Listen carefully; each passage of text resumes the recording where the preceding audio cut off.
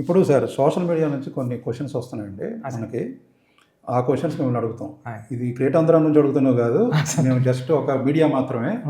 ఇక్కడ నుంచి అడిగే క్వశ్చన్స్ అన్నీ మాత్రం సోషల్ మీడియావి. ఒక ఫస్ట్ క్వశ్చన్, ఉప్పెనలో హీరోయిన్ క్యూట్ అండ్ నీట్, పెద్దిలో కూడా జాన్వీ క్యారెక్టర్కి ఆ స్కోప్ ఉండగా ఎందుకు ఇలా చూపించారు? అదే అండి, అది మీకు ఇందాక చెప్పాను కదా సార్. రీజన్ ఏంటంటే సార్, అది ఉప్పన్లో ఒక హీరోయిన్ ప్రేమిస్తే ఏ రేంజ్కి ప్రేమిస్తుందని రాసింది నేనే అండి.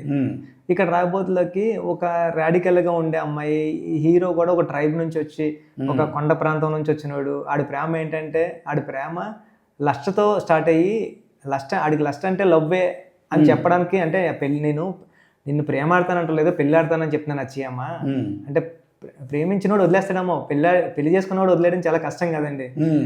అది ఆ ప్రేమ చాలా గొప్ప ప్రేమ అని చెప్పడానికి ట్రై చేశానండి నేను, కానీ కొద్దిగా మిస్లీడ్ అయింది. అందుకే దాన్ని రిమూవ్ చేస్తాను సార్. దీంట్లో ఇంకోటి కూడా ఉందండి సార్, ఎంత ట్రై చేసినా జాన్వీ కపూర్ బాలీవుడ్ హీరోయిన్ లాగే ఉంది, అచ్చయ్యమ్మ లాగా మాత్రం కన్విన్సింగ్గా లేదు.